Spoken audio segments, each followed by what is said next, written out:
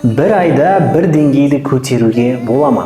Осыған дейін мен сіздерге мүмкін емес деп айтушы едім осы блогта, себебі көп сіз баратын жерлерде күніне 1-2 сағат жұмсап өз деңгейіңді көтер деген ұсыныс айтады. Бірақ егер де сіз бір айдың ішінде оқуға 120 сағат арнасаңыз, яғни аптасына 5 күн, әр күні 6 сағат үзбей, және де сіздің курсыңызда көп speaking practice болса, ол тек қана лекция емес, шынайы сіздің деңгейлеріңізді тексеретін жаттығуларға толы курс болса, ондай болса мүмкін.